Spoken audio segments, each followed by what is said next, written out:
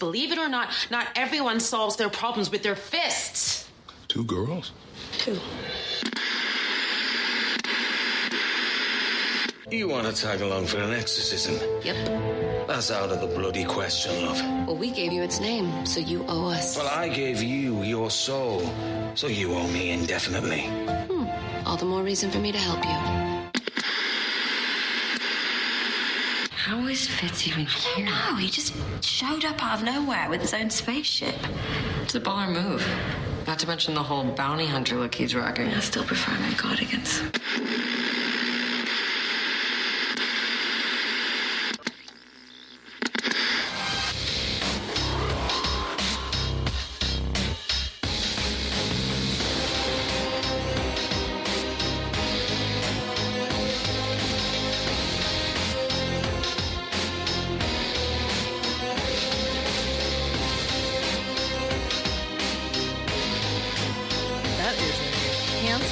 Comic book you're showing. Why, thank you.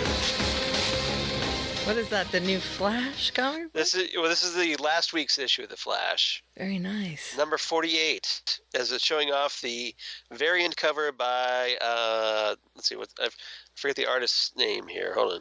Oh, it's Francesco Mattina. Very nice. Yeah, that is a beautiful cover. Yeah, colors really pop on that one. Some glossy paper stock. Very nice. Yep. Well, it's not. It's just regular paper stock, but it's shiny. Yeah, glossy. It looks good. Yeah. I said glossy. Like that's shiny. Yeah. Glossy. Yeah, it's like glossy newsprint. Yes. Yeah. It's very shiny. Yeah. I like it very much. Hello, everybody. Welcome to Fandom Zone. Hi, everyone. This is episode 142 of the Fandom Zone for June 16th, 2018. June 16th. They say that's a really great day.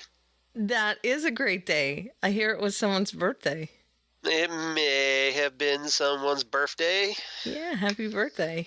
Thank you. Yes. Happy belated birthday now, but... I turned 5,002. Nope. You did not turn 5,002. 647. No, not that much either. You turned 29 for the umpteenth time in a row. Yeah, I actually turned 49. So I'm celebrating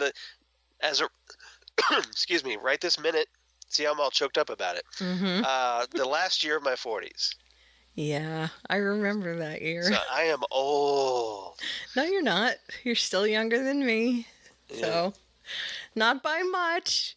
But my wife, Lori, turns 50 this year. Yeah, well, Lori has something in common with me.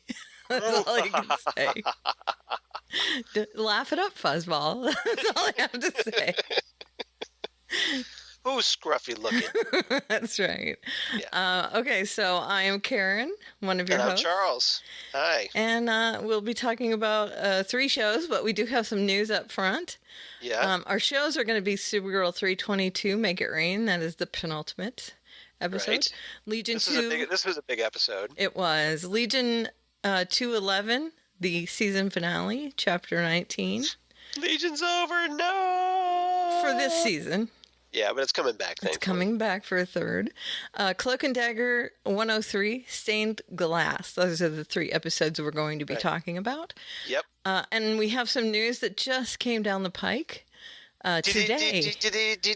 All of this news today. Yep. And we'll be getting our podcast out lickety-split, so you're hearing because news Karen is on the stick. I am on the stick. So, news was we got the CW fall lineup today. So before you get into that, sure, guys, I want to give a really big shout out to Karen because she's kind of helped out with getting our podcast episodes posted, and I just want to give a special Charles thanks. Oh well, because you are the awesome. Well, thank you. And as always, I appreciate you, but I appreciate you even more now that you're doing this. Aww. So you're the bestest. No problem. So okay, now you can resume your news. But right. I just want to give you some props because you totally deserve it. Thank you. This is all CW news, by the way, all of it. Yep. So the CW fall lineup came down the pike, and I put it in order of day, but it's not chronological. So, right. Supergirl's going to be on Sundays this fall. Yeah. But it doesn't start till October 14th. Right. That's a Sunday. Obviously. So it won't be the first show out of the gate. It's for not. The fall. It's not. But it does start on a Sunday. Right. And it will be Super Sundays. Super Sundays. Yeah. Like Super Bowl Sundays? Oh, wait. No, that's something else. No, something else.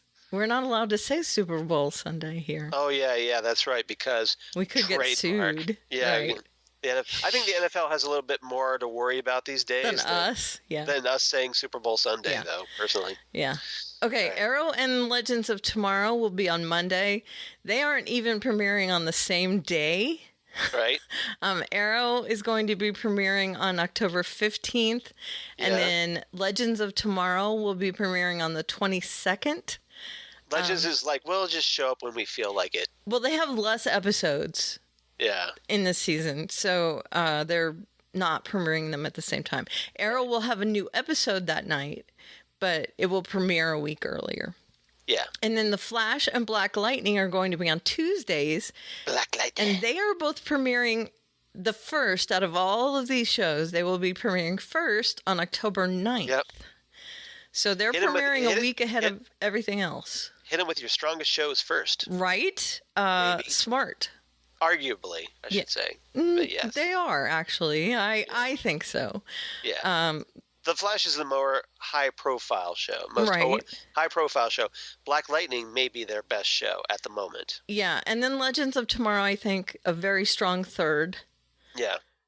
Yes, I would agree with that. Yeah, very strong third. Yeah. And then tied. Yeah. Supergirl and Arrow. You think Supergirl and Arrow are tied?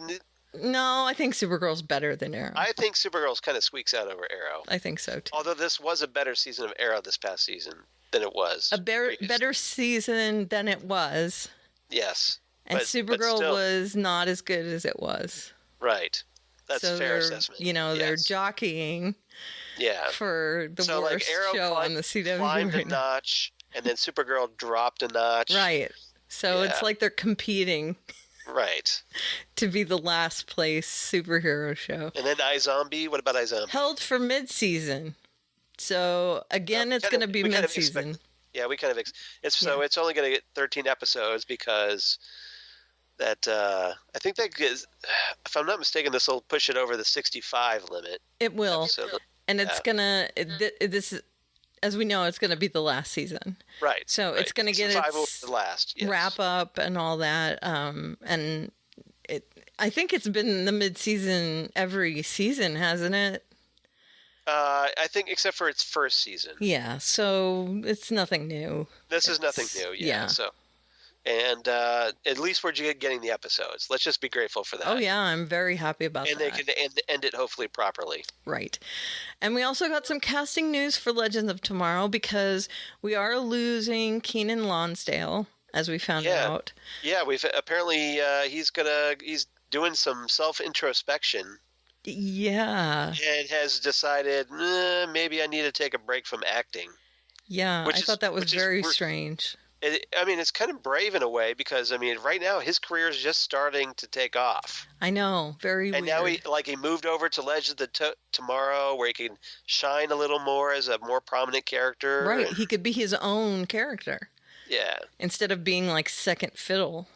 Right. And but no, I just thought it was very strange that he doesn't sound like he's given up completely being Kid Flash.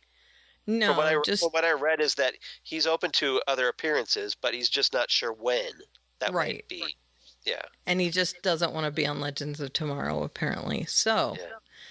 Yeah. The characters, Kid Flash and Constantine don't really mix, but neither do any of the other characters really, except for maybe White Canary. Right. So, and Vixen, I should say. Vixen probably. Constantine is not a team player, but I think out of all the shows, Legends of Tomorrow is the best show to put him on. I think that he really goes well in Arrow. I thought he'd worked well there. Sure, but I can't see him being a cast member on Arrow. But on a regular basis, I guess. Right, this is what I'm saying. I think he works very well on Legends of Tomorrow. He has things to contribute there. Well, and it makes sense because the way they set this up is that he's their supernatural advisor because of all the supernatural stuff that was unleashed by the Legends. Right. Well done, team. Exactly. Yes. And we know that Ava also will be back next season. Which is good because I like that character now. I did too. Yeah, as long as she's not her father's daughter. Yeah. Okay, well, Ava Sharp, yeah. So right. So they can do more, will they or won't they, with White Canary. Right. Sarah. Right. Yes. Okay, so we do have these two characters, Hank Haywood, which, I mean, if you recognize the last name, of course, Haywood. Right. Hank would be our dear Nate's father. Right.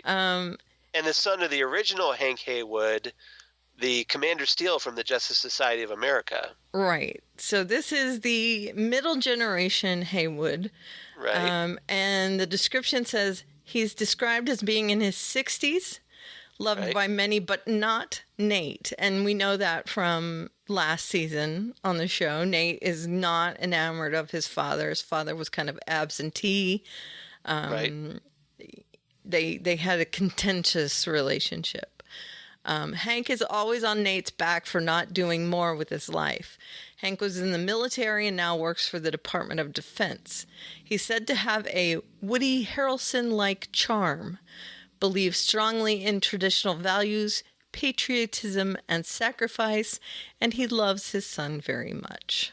So that's what we get from that. So General Sam Lane only repackaged for Legends of Tomorrow. Right. Right?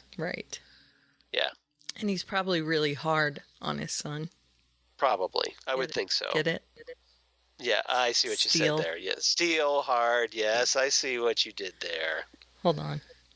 Yeah. All right. And then the other character's name is Allie, A-L-I.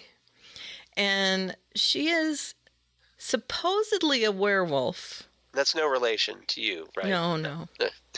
Since it's just a nickname for me. I know. She's supposedly a werewolf, and this comes from being bit by some creature at the Time Bureau. Okay. And not sure why there are werewolves at the Time Bureau, but whatever. Magical creatures. Well, that's true, but wouldn't that... I'm going to talk about that after I say the description here in a minute. All right. Okay, sorry. No, that's all right. She's in her 20s and is looking for her purpose in life. Highly intelligent, but sometimes aloof and distracted by her intelligence or romantic nature. Loves young adult and fantasy novels, giving her a desire for adventure. She is disappointed in the world as it is, but remains optimistic most of the time. She has a deep love of animals and believes that each has a purpose to fulfill on the planet. All right, and she's also Asian. That's part of the description. Okay, and cool. there's a reel, an audition reel up on YouTube for a young woman who tried out. I can't remember her name right now, but she's very good. It looks like she would probably fit in. I don't know if she's who they'll ultimately be casting, but at least you'd get a feel for the kind of person they're looking for. Okay. But here's my thought. Now, John Constantine's on the show. Yes. And he comes from Vertigo. Right. Another Vertigo comic is Fables. Okay, so you think they're incorporating Fables characters? Well, I'm just saying that Fables is not out of the question since it's a Vertigo comic. Right. And there is a character there called Bigby Wolf, named after the big bad wolf. Right. And Bigby is yeah, so you think they might be gender bending? No, Bigby Wolf would be a werewolf who could have gotten loose. Oh, I see what you're saying. So I'm not saying they could cast him, but I'm saying he could be one of the creatures that got loose. Right. I don't know. We'll see. And then but Bigby, oh man, I would love to see Bigby on this show. I don't know. Did you ever read Fables? I didn't. Oh man. But I mean, I know of it. so I'm not completely thrown by this. Fables but, is so good. And Bigby is like, I mean, if I could have a fantasy boyfriend that's a wolf, right, it would be Bigby. Because he's the hot, sexy werewolf. Oh my god! And he's a man. He's a man most of the time. Yeah. But dreamy is all I can say. Do you want to be alone for a minute? No. I want to go read my Fables trade paperbacks is what I want to do. The Vapors. The Vapors. Yeah, that's right.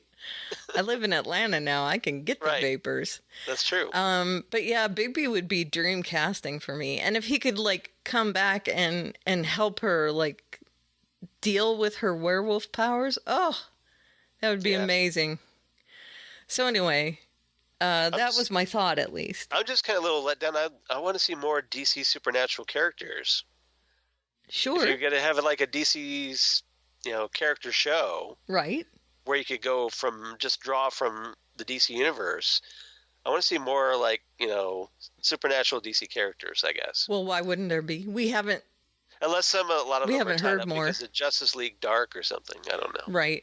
And we may hear more coming down the road, too. That's true. So, it's still early yet. Yeah, and they've let a lot of things loose, remember? So, we may actually see more of that. And hello, I would love to see Spectre. That is a plot thread from Constantine. We've talked about this. It is a plot thread from Constantine. That needs to be addressed because they came this close. They killed off Jim Corrigan. They did. On the original Constantine series. But we didn't get to see the Spectre apart from like a ghostly like aura. Right. It would be a wink and a nod, wouldn't it, to that series? It would be Legends of Tomorrow with Constantine around would be a great way to kind of like clean up some of those loose ends. I'm just saying. It would like be. The big threat that was supposed to Mm-hmm. What's coming? The Dr. Fate helmet. Yeah, the helm of Naboo. That would be cool to see again. It would be. So yeah, they could take a trip to his house of secrets. And the little wand of Ibis the Invincible. Oh, please, can we please go to the house? Yeah, I'd like to see Zatara. Yes. If we can't get Zatanna, either. Let's see Zatara, her father.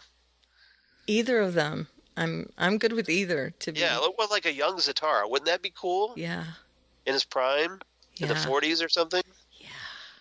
Yeah, you like that, huh? Yeah, I'm into any of those things. But he's a magician character. So we're all into any of this happening, you guys, and that's nice news for you to hear about, right? So there you go, some news about the CW shows. That's good. Well, thank you for finding that. You're welcome. Appreciate that. Cougar News. All right. Cougar News. The Scarlet Cougar is loose. That's right. Wow. Everybody run. So now we're going to move on to our show ratings. Hold on. Let me segue. On to Supergirl first. Yes. Supergirl 322, Make It Rain. Making it rain, yo. I don't have any money to drop. We used it all today just to go out and go somewhere. Yep. So, okay. I was making it rain earlier by buying medicine for my mom today. So sorry. At the local supermarket. We used it all on a Lyft ride. Yeah.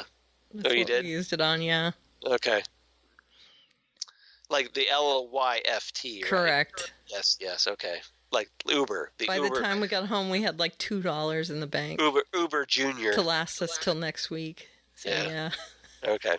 So, so what's our A, B, and C, Karen? Well, I want to know who... I'm sorry. Written by Ray Tarnachit and Cindy Leichtman. Directed by Armin V. Kevorkian. Again with the Kevorkian. Yeah. So, well, this makes one of the storylines... No relation, I hope. But this makes one of the storylines a little poignant. That's true. I see it. Yeah, well, we'll find out. So why don't you tell us about that? Okay, the A storyline is now you're playing with portals. That's not it. No. B storyline is Alex, kryptonite ass kicker. That's not it. Nope. C stories, Doppelmommer. That's not it. Fatality. That's not it. And then Well, kind of is, but not really. ritual suicide. Ding, ding, ding, ding, ding. That's We it. have a winner. That's the one. That's the one. Yeah. Yeah. Let's talk about that real quick. This is, of course, Marin and Jean. Yep. Marin has gone to Jean and said, it's time. My time is up. I need to impart my wisdom to you. Right. My mind to your mind, my thoughts to your thoughts, exactly. whatever. Exactly. Yeah, he's basically doing the whole Sarek move just before he dies. Right. To pass on his memories, his Katra. Right. If you're a Star Trek geek. And you've been to Disney before, right? Yes, I have. You ever go to that theater in the round thing where they show the movie on the 360? Yes, I have. Okay, so that's what it looked like to me when they were standing there and all the memories were all around them. Yeah. Well, it also kind of Legion-ish. Yeah, it did remind me a little of that with all the memories. We kind of had that kind of psychedelic, looking over at the like this encircling cascade of memories. Right. So they had like memories playing all around them, and it was a bombardment of you memories. You got to see some of Mirren's memories. You got to see some of Jean's memories. So you saw his interaction with Supergirl and the others, and the DEO, and right. And Jean wasn't fond of some of those memories. He didn't like seeing Mars fall. Right. Well, go figure. That might be a little traumatic. Yeah. But then Marin... Considering he lost his wife and daughters. Right. But then Marin did impart the wisdom that was, similar to the, if we do not learn from history, we are doomed to repeat it sort of thing, which it's pretty fitting. Right. They didn't get on their soapbox this episode, but... So right away, this is why we're actually able to review it this week. Well, yeah, there's that. But there is a note of, hey... hello, history. Be on the right side. Yeah, but it wasn't like in your face. This is what I'm saying. They didn't get on their soapbox. Right. So I did pick up this kind of hello, history. Yep. Learn from it. And that's fine. I don't mind that sort of thing because that is a general rule. Right. Of, hey, learn from history. Those who don't learn history are doomed to repeat it. I just said that. I know, but I said it better. Okay, thank you. Alrighty then. Actually, I think it's like those who don't learn the lessons of history are doomed to repeat it. Correct. Something like that. I don't know. Yes. Yeah. Whatever the quote is. Right. I think that quote is apt no matter what the situation is. I mean, that is just timeless. Yeah. It's always true. Always. Especially now. Well, you say especially now. I just think it's always true. Right. But it goes through periods like where it's very obvious as opposed to just every so often. Yeah. And right now it's really obvious. It's really obvious. Yeah. Yeah. So yeah, I really enjoyed the storyline, and they show up at the DEO near the end of the episode, having kind of interrupted this trade of information because they are needed there. Yeah, and so it's kind of like Jean and Mirren are in this sharing this very personal ritual, and all hell breaks loose. Right. At the wrong time. So they're just like, okay, why don't we put this on pause until the season finale? Right. And deal with this earthquake thing. Yeah. Well, there are things that are more important. They do more like we're needed. And so they thought that was more important than what they were doing. In so many ways, this is such a Vulcan storyline. Right. The needs of the many outweigh the needs of the few. Yes. And the whole mind melting. There are some definite Star Trek comparisons here. Yes. Yeah. So they are interrupting this personal trade of very similar information thing, themes. right? Yes. In order to save Earth, to save more people, just, to sacrifice this one person. And next episode, of course, he's going to play a part in the saving of the world. And I mean, if you see it coming down Main Street.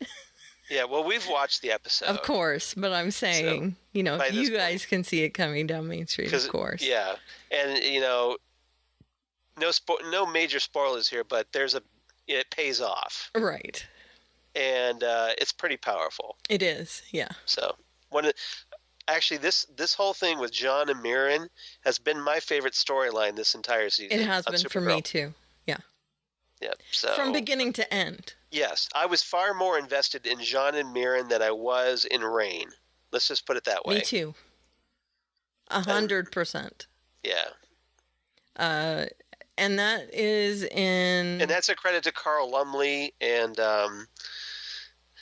what's his name? I'm forgetting. David Harewood. Yes, David Harewood. Thank you very much. Yeah, so... Not just to them. I think the writers wrote their storyline better, too. Yes. But they acted the crap out of it as well. And they, David Harewood finally got a good storyline. Yeah. As the Martian Manhunter. I mean, yeah, he had like the whole Miss Martian romance thing going. But, sure, but that wasn't anything to write home about. But this, this was personal. This was a father and son relationship. It was. It was great. And it was very powerful. Yeah. And Carl Lumley was just amazing in this role. Carl Lumley kills it in every episode he's in. He is. He is great. great. I've been a fan of his since Alias and Buckaroo Banzai. He's great in that. The one of the aliens on Buckaroo Banzai. He's just a fantastic actor. Really good. Solid. Yep. They're solid. And of course, the voice of the Martian Manhunter on Justice League Unlimited. That's which right. Is why he was cast for this, which I think is which is amazing. I mean, I love all the. One of the things they do get right on this show are the tie-in actors. Yes. Like Erica Durance we've had recently, and Helen Slater. Right. And Dean Cain, and Terry Hatcher, of course. And so. Yep. That's a good good homages to other shows. Right. Which is great. All right. So now you're playing with portals. Yes, let's talk about that. Okay, so Kara and Mon-El have gone to their little home away from home world. Right. And they Argo City. That's right. They find out that they can't get back because their ship has been stolen.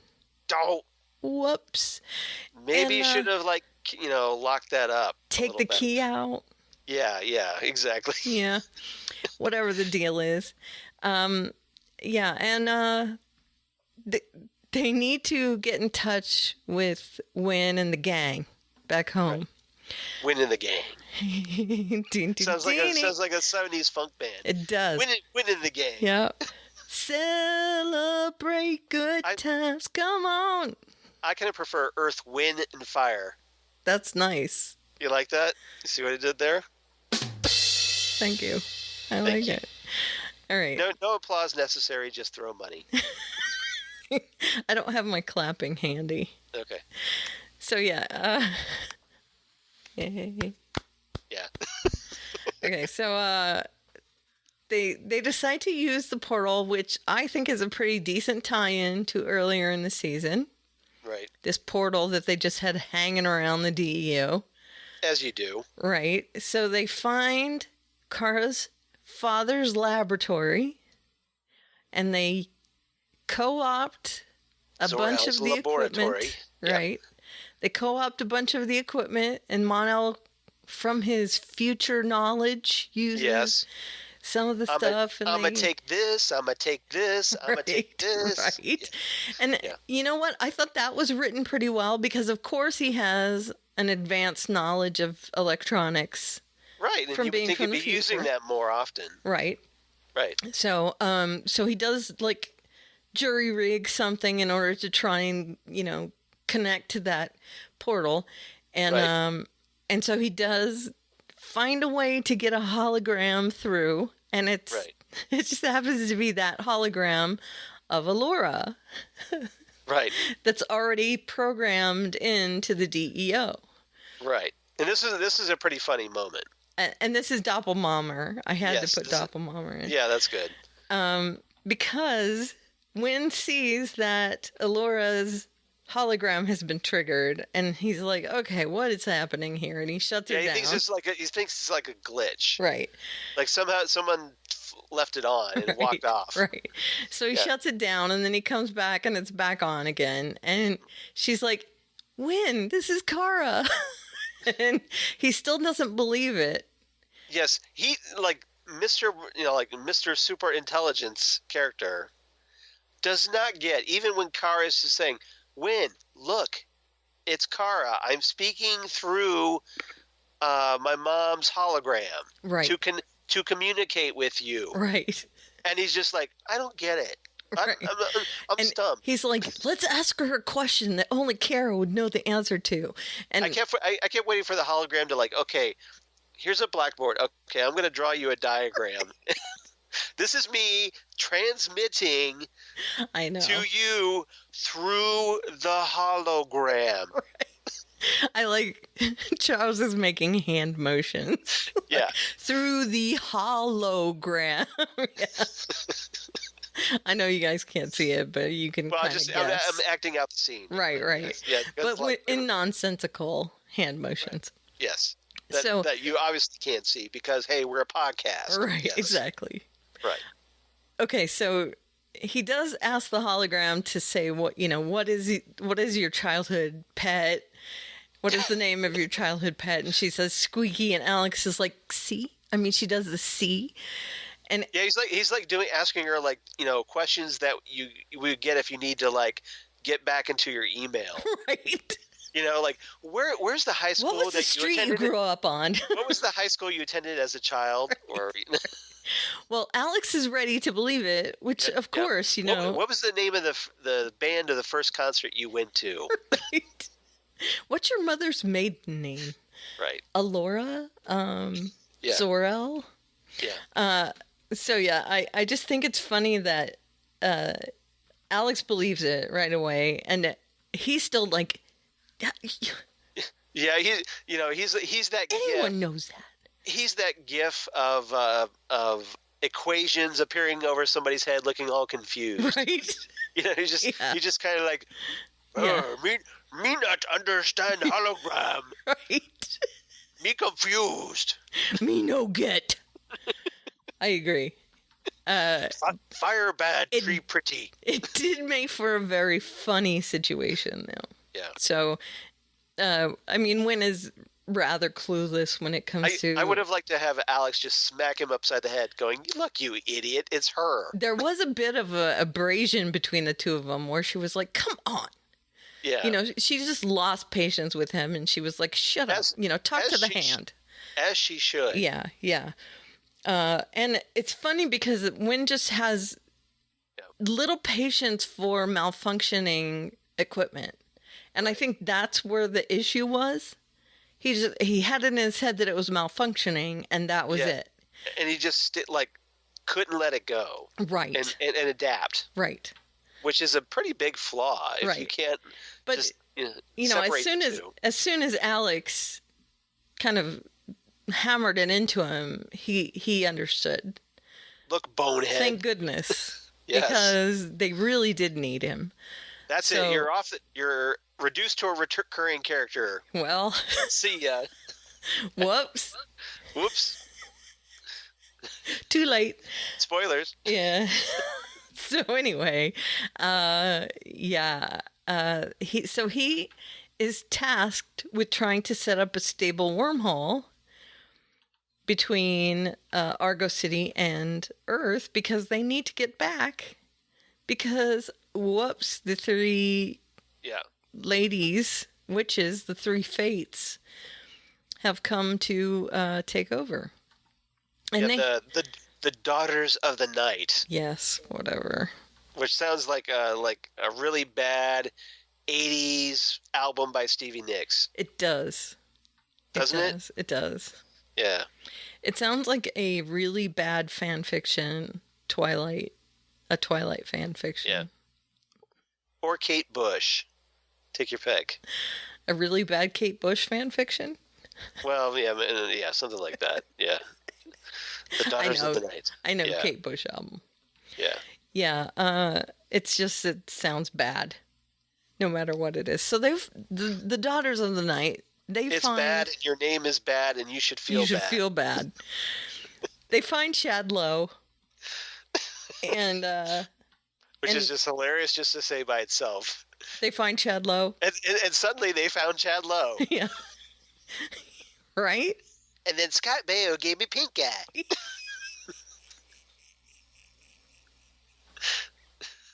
I know.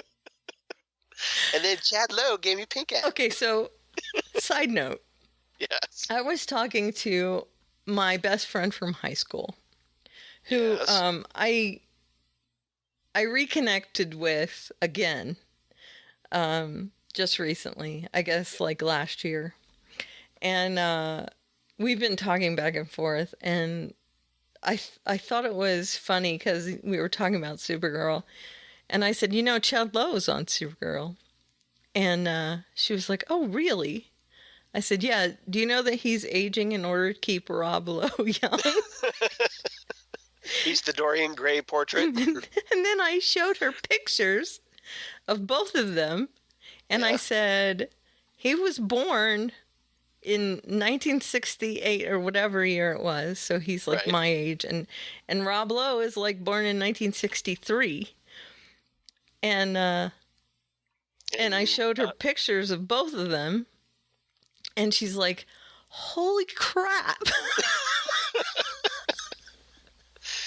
Yeah, she said, memo to Chad Lowe, when people are reacting as holy crap to your appearance, it might be time to do something about that. Right.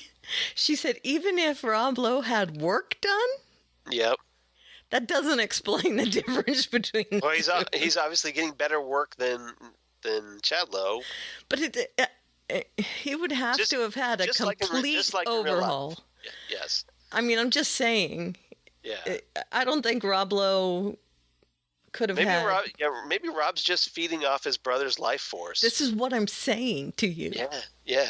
So anyway, I mean, I just thought that was so amusing that I have actually spoken to someone who's completely removed from the situation and mentioned it, and she was like, yes, 100%. He is aging in order to keep him young. Went, damn! Yes, she did. She did. She is agog at the differences between the two of them. Ooh, nice adjective. Thank you. All right. It's a short word. It's not a long word. All right. Nope. So anyway, they find him. Yep. And they are using him as a pawn. Yep. Surprise. Right. Well, he's surprised. Well, at the end of because he's an idiot, because he's bought into this whole thing. Right. And doesn't realize that. Yeah, he thinks he's way more important than he really is. Mm-hmm. And as a result, ends up dead at the end of the episode. Does. See ya, don't want to be ya.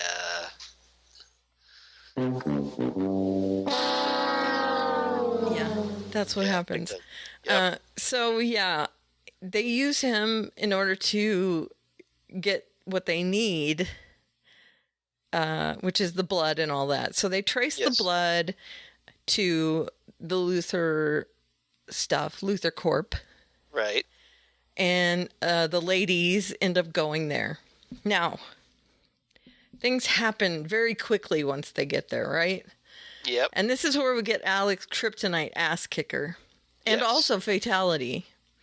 Yep. Which I am not happy about. Because man, he did not make that little shield very strong. Right. He made it strong enough to ward off one of these ladies, but not three of them at the same time. Yeah. So apparently Wynn is not good at counting. No, he's not. Yeah. So he has this thing that's like a belt, and when you press the button on the belt, it activates like a personal shield. It's like a force shield, kind of like Brainiac 5's personal force shield from the comics, which we still haven't seen, but just saying. I think we have seen it. Oh, we have seen it? I think it's Wynn's shield. Okay. Because Brainy seemed really impressed with it. Okay, so he's just like, I'm going to steal that idea. Yeah, I think so. Yeah, okay. So, Wynn made this little shield, and so he gives it to his friend. What's his friend's name? It starts with a Durian. Durian. It starts with a D, right? I can't remember. Anyway. Okay, yes. So anyway, the other guy there at the DOA. Okay. And he's like, punch me. DEO, not DOA. Oh, I'm sorry. Well. Yeah. Well, that's just true because. Yeah, DOA. He ends up DOA. Yeah, he goes to his friend and he says, punch me. And the guy's like, seriously? Yeah, Captain Red Shirt. Right? Yeah. Now, he's been on a few episodes. So, yeah. Ken from Chicago and I had a bit of a chat back and forth. Oh, did you now? We did. And ooh. And he said it was more like the Walking Dead phenomenon where someone comes back who hasn't been seen in a while just to get killed off. Right. And I said, well, it's kind of like a red shirt. And he said, well, isn't a red shirt someone who we don't know? And I said, well, there have been times when someone has a name that gets killed off. And yeah, they are kind of not known. But, you know, Lieutenant Galloway was in a few episodes, and there's a couple others. And what's his name? Oh, Scotty was even killed and resurrected once, and he's a red shirt. Right. So, technically a red shirt, you know, because he wore red. Yeah. But, you know, so it wasn't always just some unknown dude that got killed on Star Trek. But generally it was. For the most part, it was, you know. There were exceptions. Right. Security officer 1. Yes. But they usually had names, and sometimes they were characters that we had seen before.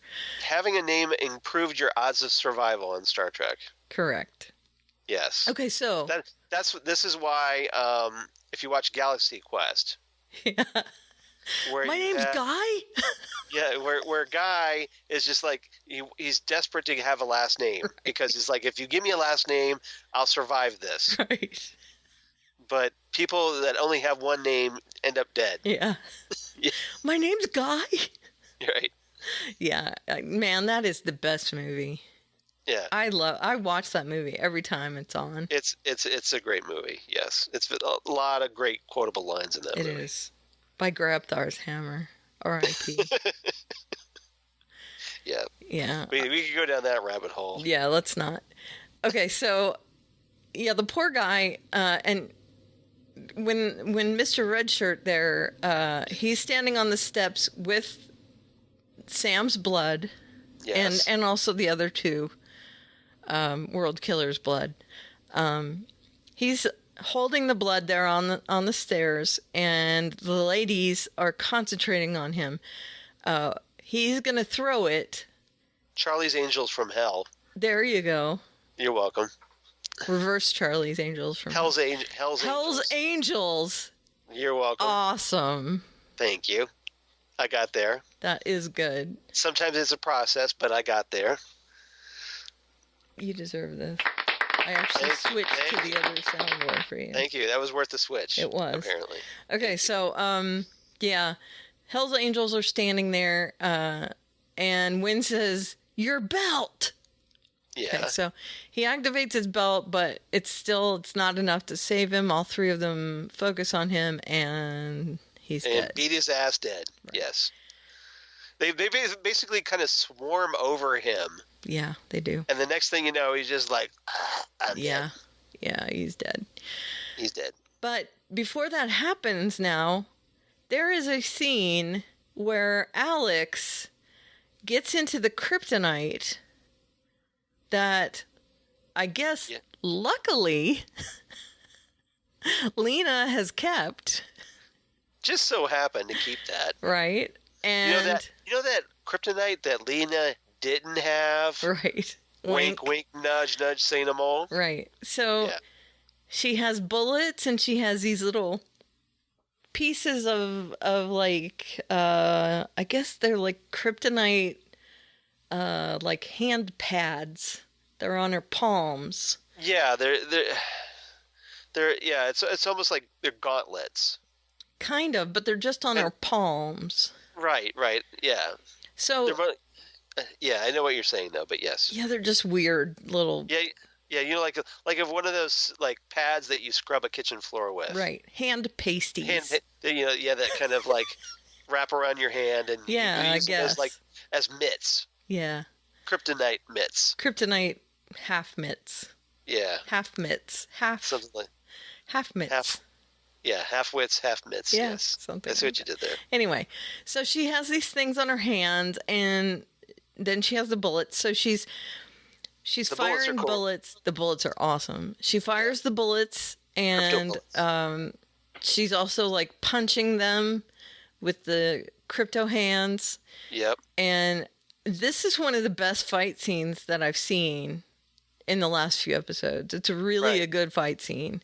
Yeah, it was really pretty well choreographed. It didn't look choreographed. Right.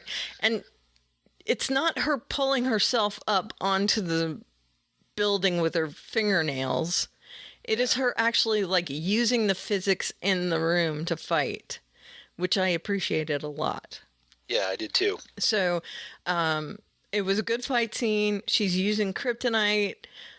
While it does not end up with her like totally winning the fight, it buys them enough time to get to a place Alex does get smacked around the room a bit, though. She does, definitely. And it looks kind of dire for her at one point. Yeah, it does. It does. But you know, she knows what she's doing. She's buying time. She is. So that's what she's doing. And it buys her enough time so that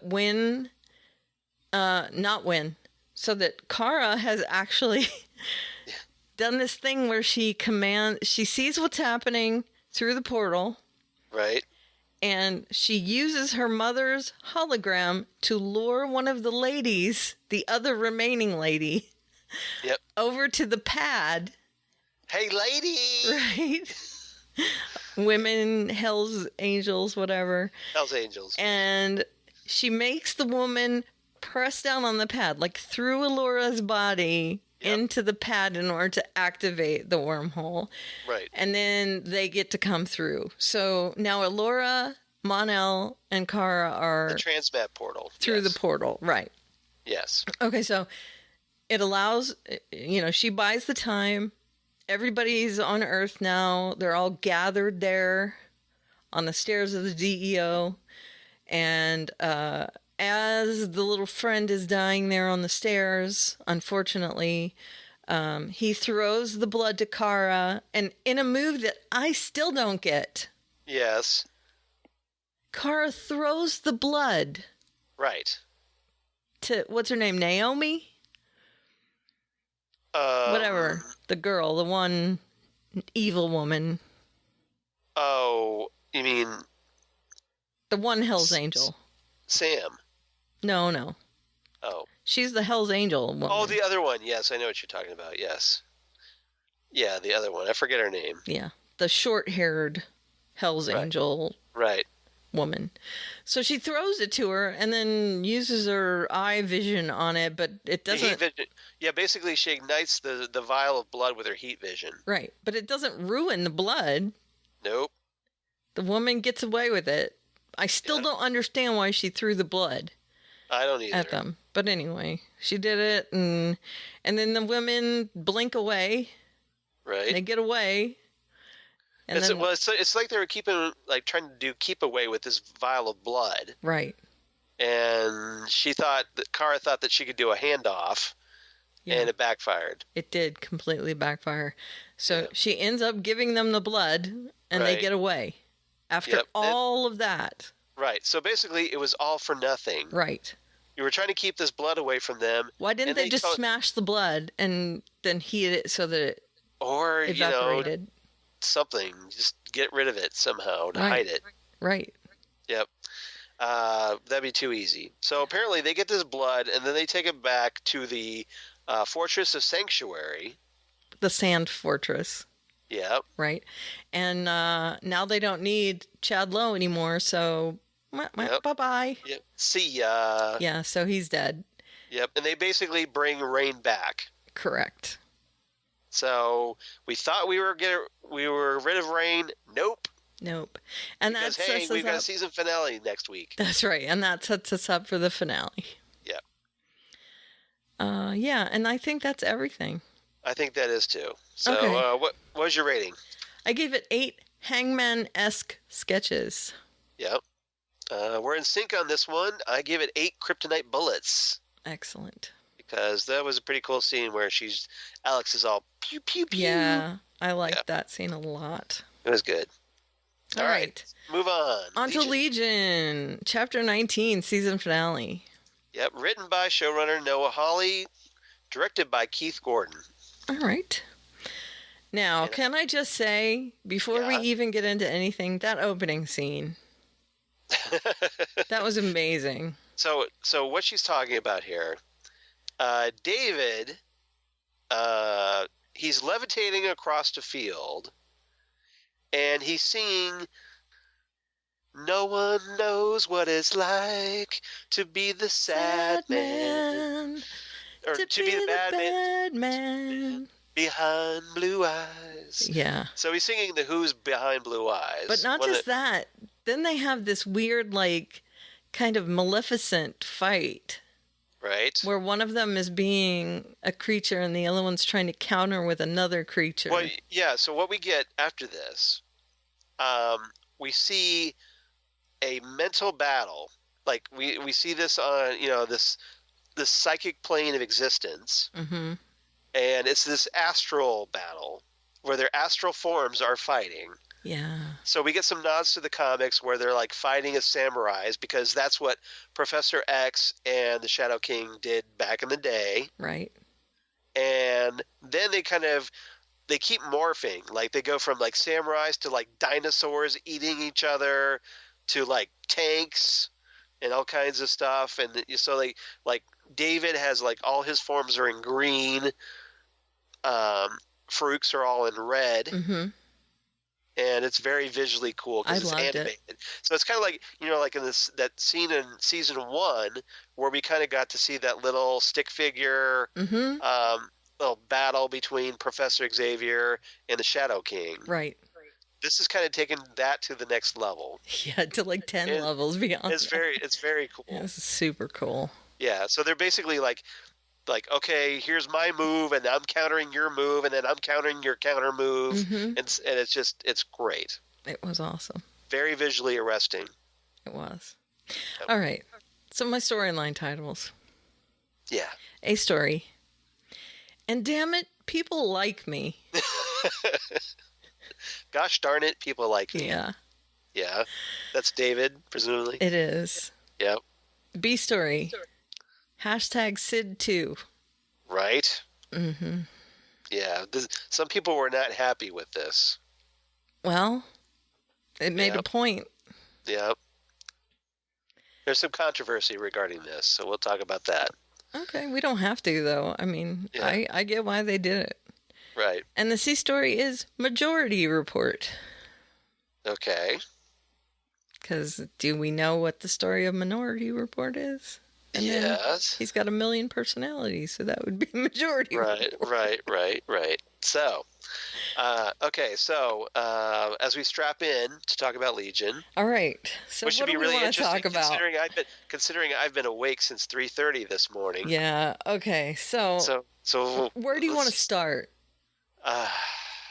Okay, let's continue on from the desert there, okay? Exactly. Let's just follow with David and Farouk. We don't have to go into like every tiny bit of the episode. We don't. But they're fighting because we'll be here forever if we. They're fighting in the desert, and they are interrupted by someone who has reappeared with her magic gun. Yeah, her awesome sniper rifle that never misses. I think it's magical because we saw it come out of that magical weapon cache Yeah. So I think there is something magical about that gun, and I think that's why it doesn't miss. Yeah. So she actually uses it to hit the... And this is she being Lenny, right. Yes. She uses it to hit the... Aubrey Plaza's character. Right. What is that thing called? The clutch or whatever it's called. Yeah, the choke. Choke. Thank you. Yes, choke. You're welcome. Clutch, choke, same thing. Whatever. I've heard it both ways. So I see what you did there. she uses it to hit the choke, the big tuning fork. Yeah. And it eventually stops them. Right, because it creates this loud sonic clang. Right. And it's... As you would expect from a tuning fork, like when you hit it against a table. Right, and so it would, right? And it completely shuts down that astral fight. It makes both... It kind of like disables their powers. Right, they both drop to the ground. Right. And they are completely disabled. And then we get Sid, who walks up dragging the bloody stump of a head of the Minotaur. Yeah. Oh, and even though with no powers, David's ready to crush Farouk's skull with a rock. Oh, yeah, he's beating on him big time. Yeah, he's just beating the crap out of him. Right. Yeah. He might not have his powers, but he does have an advantage in that he knows how to use his body still. Yeah. And Farouk is not very well versed in how to use his body. Yeah, and then Sid shows up with her Minotaur head. Right, Minotaur. Minotaur. Now, we find out later that Carrie's the one who killed the Minotaur, but Sid shows up with it. We know it's Minotaur. I know. We know it's Minotaur. So, yeah. So, please, no comment. Don't at us. Please don't. Yeah, she shows up with the Minotaur's head and dragging it, mind you, and it lands with a bit of a squish there, which I thought was pretty gross, but also kind of cool at the same time. And she sits down on a rock, and she's holding a gun, and she says, "Hey, David, I need to talk to you." Well, right there, she says the worst thing that a girlfriend can say to a guy. We need to talk. Yeah. Right there, David's alarm bell should be going, warning, warning, warning. Right. Well, and David said, hey, can it wait a minute? And she says something to the effect of, when a girl says, I need to talk to you, you really need to stop and talk to the girl. Right. And I'm thinking to myself, he's trying to kill the bad guy. Maybe let him finish. But remember, as far as Sid's concerned, maybe he's not the bad guy. I know, but maybe Farouk is the hero of the story, which cannot be true. But everybody seems to be buying into it. Yeah, into that. And we'll talk about that later. Yes, we will. Okay, so lots of delusions going on. Yeah. Now, mind you, he has shown the little bit of a crazy face here. When he's beating on Farouk. David, yes. And again, we've kind of postulated that this might be his other persona, his dissociative personas. Right. And all props to David Haller here for the crazy face, right? Because you mean Dan Haller. No. What's his name? Oh, Dan Stevens. Dan Stevens, thank you. Yes. Okay. So I had to think for a moment. Yeah. It's like, because you're just like David Haller. No, that's the character.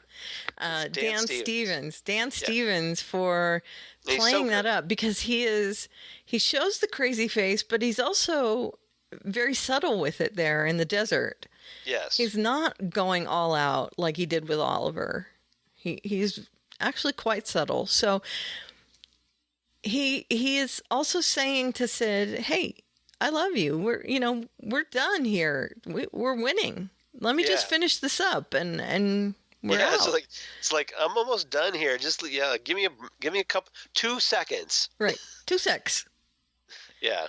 I'm thinking of what's his name? Simon Pegg, not from Mark Frost. What's his name? His sidekick. Play Ed in Shaun of the Dead. Right. Where he goes 2 seconds. Right. Yeah, that guy. Yes. From the Cornetto trilogy. Yes. That's what I'm thinking. I had to think for a minute. 2 seconds. 2 seconds. Yeah. But also, like 2 shakes of a lamb's tail, sweetie. And I'll be done and we can head off into the sunset. It's again, she's been talked to by the wrong people. Right. And I don't know. And they start talking about trust. David's like, "Don't you trust me?" Right. And she's like, "Maybe I trust myself more." Right. Which again, but it's not herself. Yeah. And then she starts firing bullets at him. Right. She's been talking to Farouk. Yeah, well, Farouk's been talking to her. And again, we have Lenny out in the desert with her magical sniper rifle. Yep. Who shoots just at the nick of time to take out the bullet. I mean... Her +1 sniper rifle. +10 sniper rifle. I mean, really. Yeah. +1 sniper rifle would do nothing. +1 is nothing. A lot of hit points damage on this one. Yeah, a lot of damage. So yeah, it has to be a +10 at least.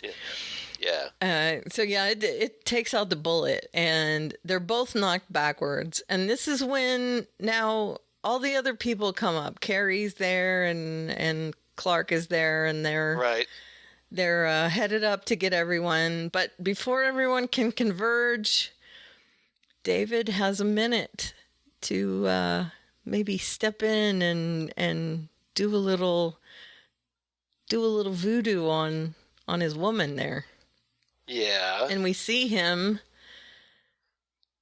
kind of touch Sid on the side of the face with the little light hand. Right. And we find out later that he's suppressed her memories of the standoff. Right. Like, just convincing her, it's just a bad dream. Right. And I'm guessing a little before that, too. Like, of the whole, David might be bad thing. Right. Because when she wakes up, she doesn't really think of him as bad at all, right? Yeah, well, so basically Sid has, and this kind of leads us into Sid 2, #Sid2 a little bit. Mm-hmm. She's got Farouk messing with her head. She's got David messing with her head. Yep. And right now, Farouk is winning. Right now, yeah. Right now, yes. After all this, yes. Yes. Now... And David has painted himself into a corner. Yeah. Farouk... We talked last week about playing chess. Yeah. And Farouk is better at it. Farouk is working all the corners. He is. And, he's sending mice out to, we'll talk about that in a minute. Whisper into Sid's ear. Yeah, and I think that did lots of things. Yes, it did. So, they put this head thing on Farouk that the kind of like controls him. Yeah, it was the one that they used to suppress David's psychic abilities. Right. In season 1. Mm-hmm. And they put him in the back of a police. Yeah. Paddy wagon, and then they do the same thing with Lenny. This is when Division 3 shows up, and they're like, okay, we're going to slap that crown on your head, and we're going to stuff you in a van, and, I guess we've got the bad guy now. Mm-hmm. And they say, of course, Lenny's the bad guy, too. Right. Because she gets let off in handcuffs as well. Right. And she says, well, I guess it's the end of the road for me, or something like that. And David says, hey, I think God has a plan for you. And she's not as bought into it, which... Well, just, hey... That also comes around at the end, if David is God, then he's got a plan. Right. And we still don't really, David had a plan. Yeah. Is this all part of the plan? I don't know. Or, which David is she talking to? So, right.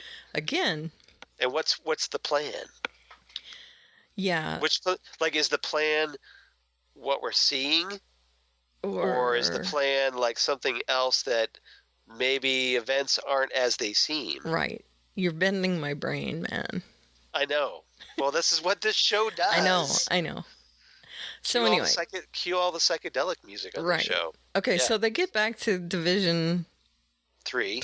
Thank you. Yep. There's only one. I am so not good at.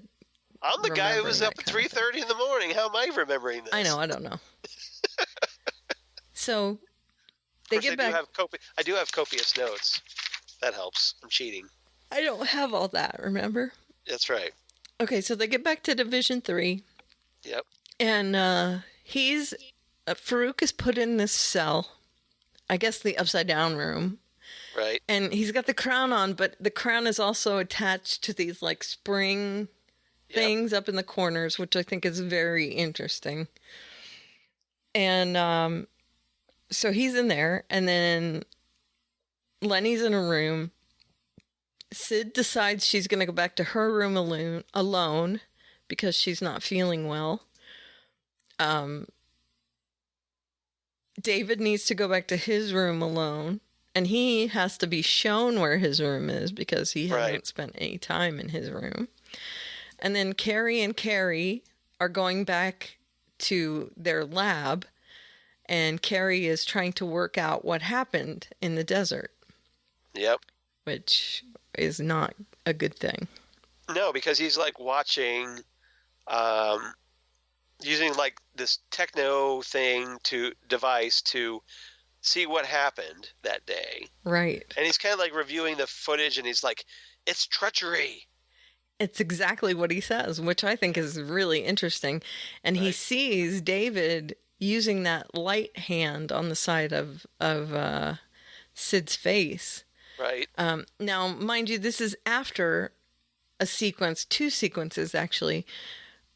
One of them being where we see David in a room, I guess, in his head, where he is actually watching these cameos. Yeah, right. About delusion, which ties them into the show. Which gets all meta here. Right.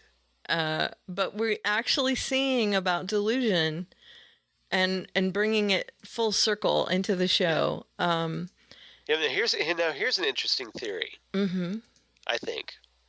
What if the David that we saw messing with Sid's memories wasn't actually David? It just looked like a delusion. A delusion. I think that's a good theory. You like that theory? Mm-hmm. Yeah. I think, what if that was Farouk posing as David? Right. I agree with you. And all this other stuff, like, which we'll get into the hashtag Sid2 stuff. Right. What if? I agree. I mean, we're talking about delusions. Right. And I think that's a big clue here. I think Farouk is totally framing David here. I think so too. Yeah. Although Legion in the comics is kind of a bad guy. I understand that, but it's playing on fans' perceptions. It's true. That's true. I do think that they're making him a likable person in the show. And it would really be a bait and switch if they were like, well, we know, he's a bad guy in the comics, so we're going to turn him. Well, so some of the stuff I've read is that, the idea is like, well, I guess, we're revealing that Sid is the hero of the series. Yeah. I don't think so. No, I think it's David. I'm not sold on that yet. Yeah. I think you're trying to make us think that. Yeah. It's like a delusion. Right. Yeah, so he's in this little room in his head, and it looks like his bedroom, I guess. But he's also watching these cameos of the delusion, and while he's doing this, he's split into all these different versions of himself. None of them with an English accent, so we're not seeing that one from last season. Yeah. Which would have been great, because I like that one with the English accent, with his real accent. Yeah. Did you happen to notice that those versions had actual names in the script? Were you aware of this? No, I didn't. Yeah, so like one of the Davids was named Divad.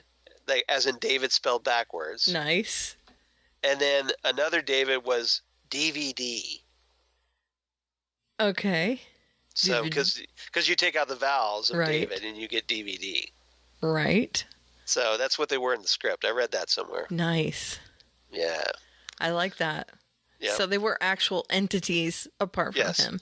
Right. Nice. Yeah. I like that little note. Yeah, I thought that Very was cool. interesting. What's the English one from last season's name? I don't know what that one was. Oh, man. I want to know I that. maybe I have to look that up. All right. With research project. Okay. So anyway, he had different Davids. Yes. They have a And- conversation with themselves or himself. Take your pick. Right. And he sends one to Sid's room, or so we think at this point. Right. Yeah. Is it David or is it not? We're not sure. Right. I think It that's open to appears debate. that way. It at least. appears this way. Right. Yes. And we know for sure that he sends one to Farouk's cell. Right. Right. So he does send one to Farouk's cell, and he has a chat with Farouk. And he's not there to gloat, although he does kind of gloat. And he says, it's not a ha-ha, I won sort of thing. It's a, Right. Whatever. And then Farouk says something really revealing that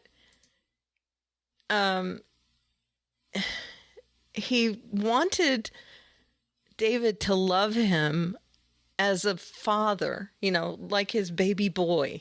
Right. Now, did he really think of David as his son?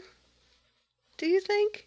Well, maybe this was like a revenge on Xavier, which is why he was so drawn to David, because David being the son of Xavier, Right. that maybe it's like, well, hey, the greatest revenge will be to take your kid and make him into my kid. Right.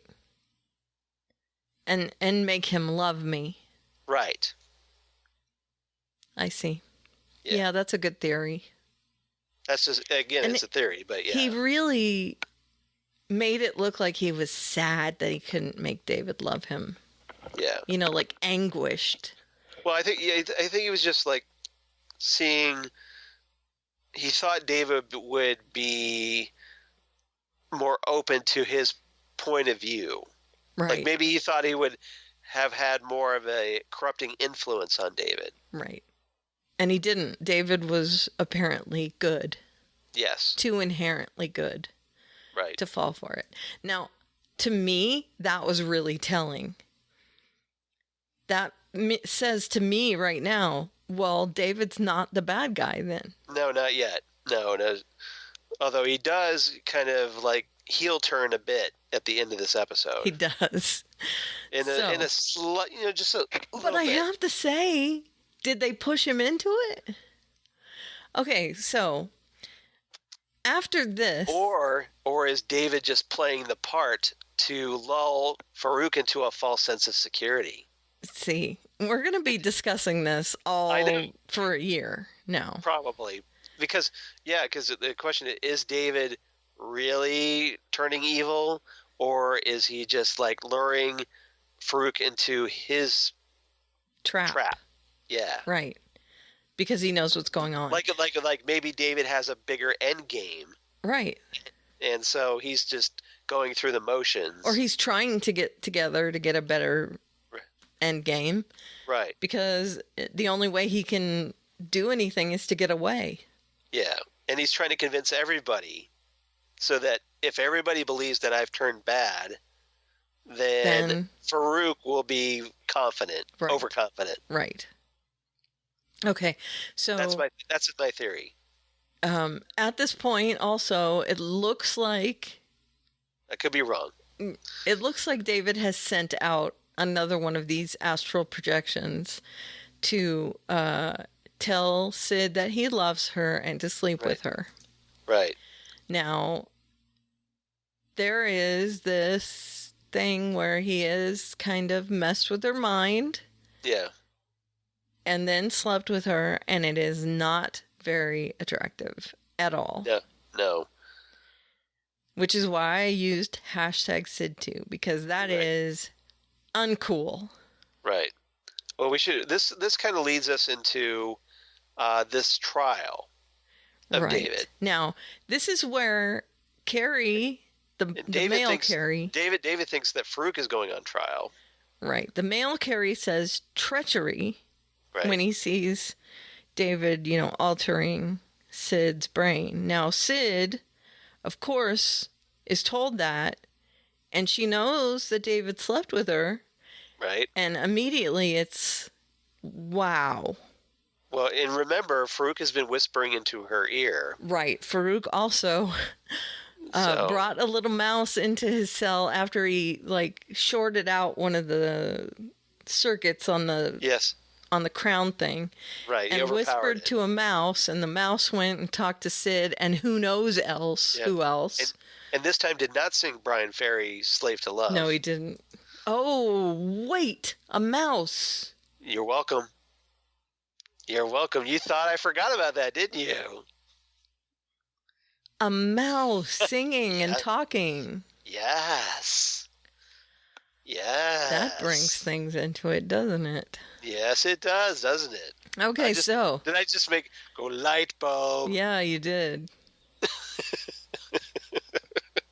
This is why. And that's a very mild-mannered David. See, this is why you keep me around. It is. No, I keep you around for much more than that. To laugh at me. All right, so yeah, they're bringing David in to testify, as they mentioned earlier, but and he thinks he's testifying against Farouk. Right, but what he's really being brought in for is this thing where he modified Sid's brain, and they're saying that he will do worse things in the future. Yeah. And so it's either he submit to, a therapy regimen. Yeah. Which means he'll pretty much be neutered. Well, yeah, he's, the Vermilions say, you will allow treatment or we will be forced to terminate. Right. Or he will die. And David just I'm not going to be drugged again. I'm not going to be a mindless zombie again. Right. Like I was at Clockworks. Right. And then he turns to Sid and he says, you're not going to let them kill me, are you? And she is pretty much like, yeah, I'm going to let him kill you. Yeah. And who's there in the room? Like a normal person? Yep. Farouk. Yep. So who did he put in the mice into? Who did he whisper to? I think he whispered to everybody. I think he did too. I think because remember he did that, we saw those eggs left around. Mm-hmm. Remember that we saw all those shells, all that stuff that went into remember autonomy, and all that, and one by Carrie's nightstand, yep, and so and one by Clark's nightstand, yep. So and one by Sid's. Now all of those were pulled out of those people's brains, right? But or were they? This is what I'm saying. That may not have been the thing, right? That we thought it was. Yeah, and it was, and it's heartbreaking at this moment because Sid, who, one of the greatest strengths the show has had is that loving relationship between Sid and David. Mm-hmm. And she just flat out tells him that, David, you drugged me and had sex with me. Mm-hmm. So essentially, you roofied me. They're done, yeah.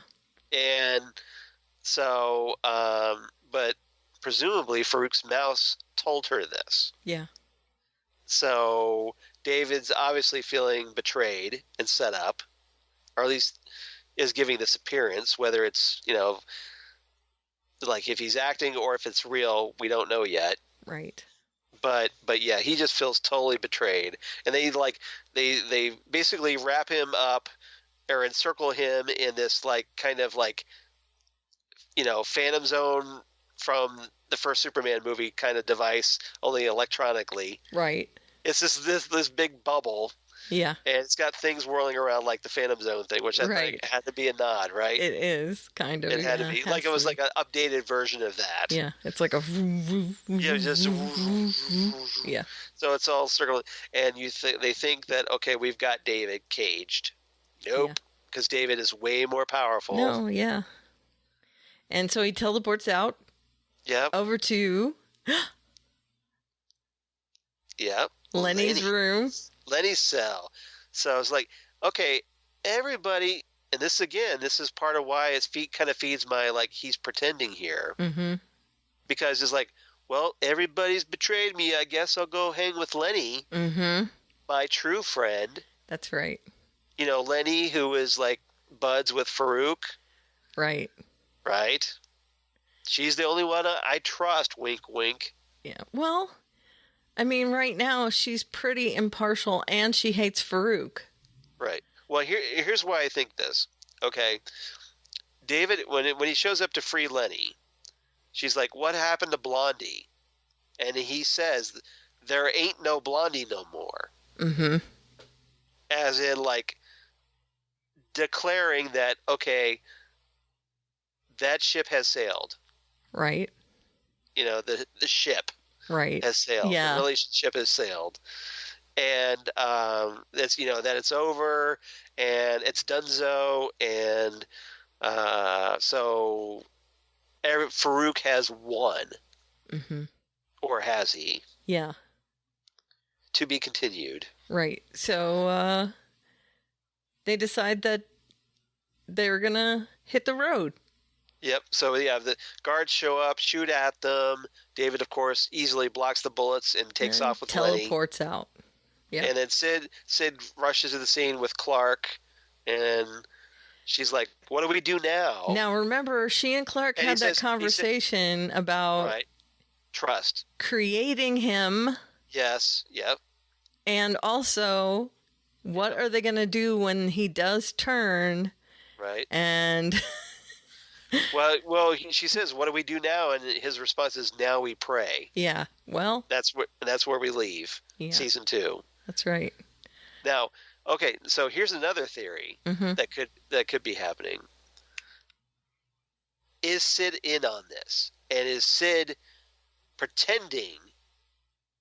I don't think she is. I don't think she is either, but... It's an option. Because Farouk's control does seem to be, like, complete over everybody at this point. Farouk is holding all the cards. He's dangling all the puppets. So it could just, you know, there's that one possibility that, well, is, you know, that the way that line was phrased, it kind of leaves it open to interpretation. Like, well, okay, we set this in motion. What happens next? And now we see if David can take out Farouk. Right. What do you think? You kind of lean more toward theory 1? Yeah. That David is just playing a long game? Yes, I do. I think he's playing a long game. You think I've persuaded you on that? Yeah. Okay. I think so too, but just had to mention that possibility. So many directions this show could go. I know. Or it could just go a whole different way that we don't know yet. Exactly. Yeah. There could be because it's a Legion. D, none of the above, and then we have something completely different. Right. It could all be animated next season. Or all cameos. Exactly. Just all cameos. Every episode. Ostensibly on Legion. I thought that was brilliant. Yeah, I did too. You know, like instead of previously on Legion, we get ostensibly. Maybe on Legion. We're not sure. Yeah, ostensibly means, you know, like, well, we're not sure it happened. It could have happened. Maybe it did. We don't know. Right. See, and that's the part about the season finale is I'm still questioning what parts of this episode really happened and what didn't.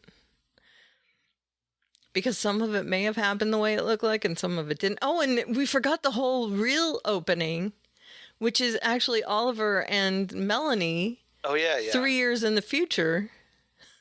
Talking about the world ending, which was very strange. Yeah, we got this really quick. We should talk about this real quick. We had this very brief flash forward to 3 years later.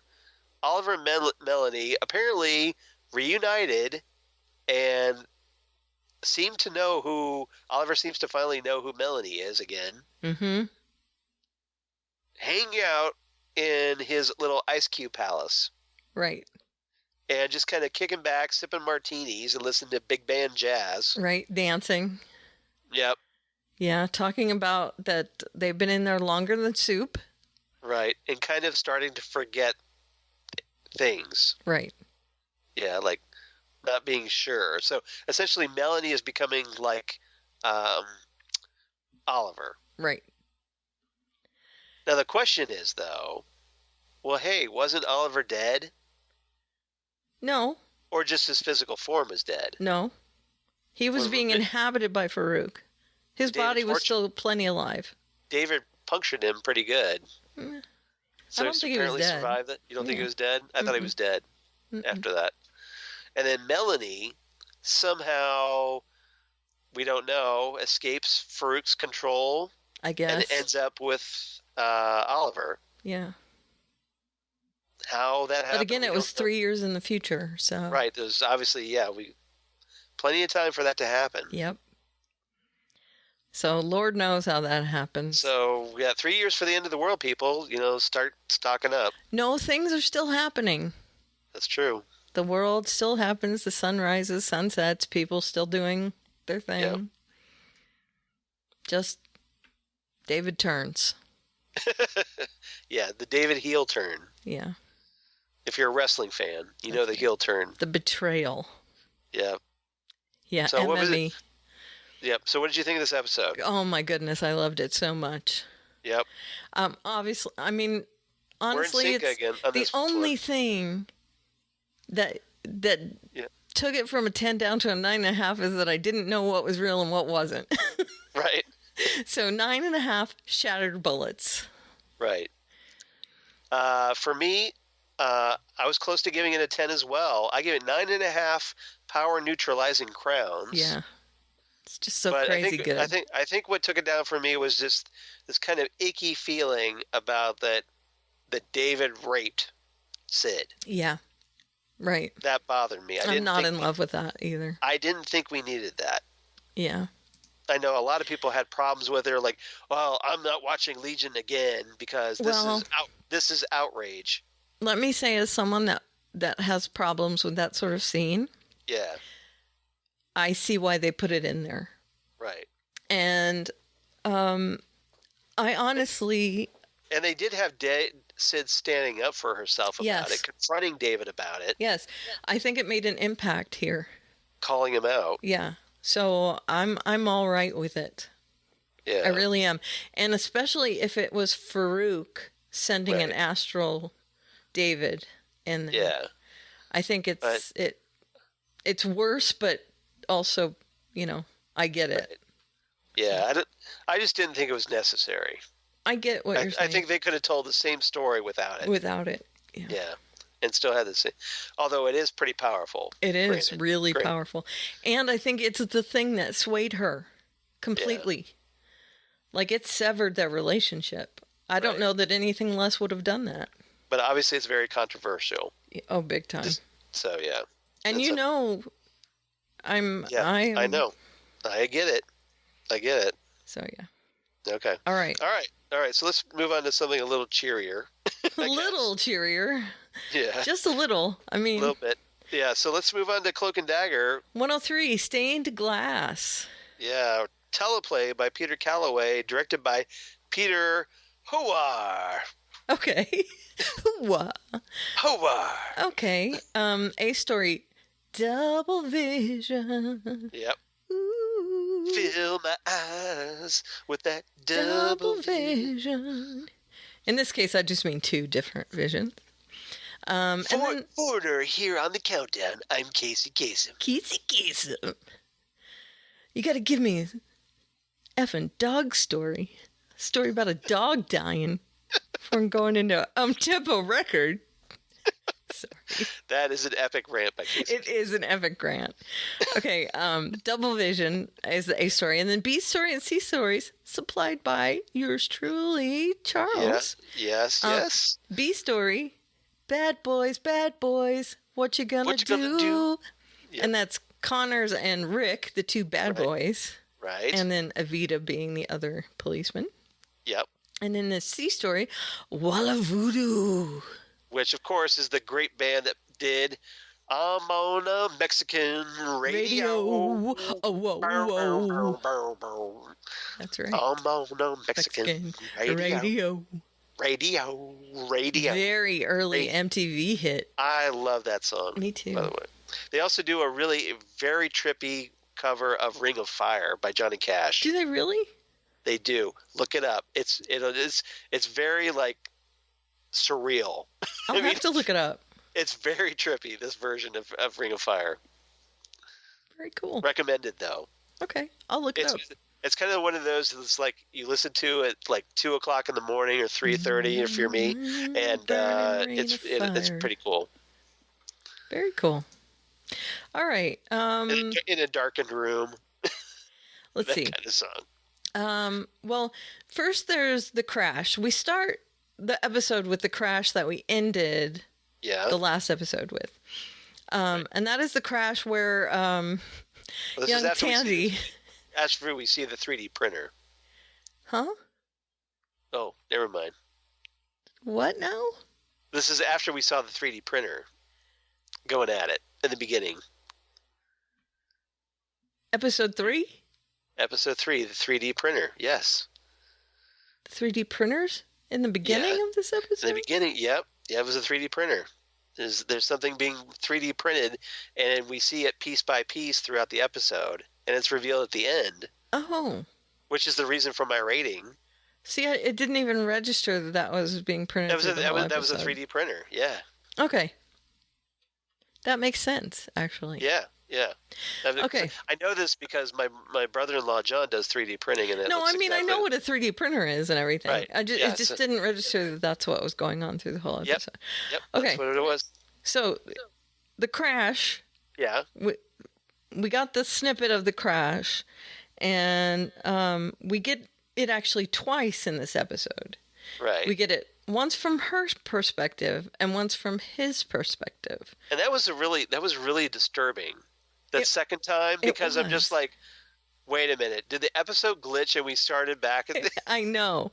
Because it's exactly the same thing. And there was no no segue, nothing. No transition. No. To make you think that, okay, well, we're just going to show it from a different perspective. It's just recreated and it goes through the exact same motions. And they're like, wait a minute. I know. Why are we seeing that scene again? It was very strange. Yeah, I didn't approve of that creative choice. No, thumbs down. Yeah, that's one knock off at least a half point for that. Same here. Yeah. Okay, so we do get that crash, and it moves on. In one way, it goes to, I guess it's his first, right? And yes. We get his story where he goes to see his girlfriend. I guess they're not boyfriend and girlfriend yet, but and it goes. This is Tyrone. Correct. Yes. And his girlfriend, would-be girlfriend, Evita. Right. Right. That's not the other cop. You gave me her name as the cop. No, I said Evita was the other girl. The tour guide. That's Evita. Right. Sorry. Okay. It's okay. So, okay, yeah. Sorry, I didn't mean to throw you off your game. No, that's all right. Okay. All right. Rewind. I'm going to leave all that in anyway. Yeah. Okay. So he and Evita meet up in church.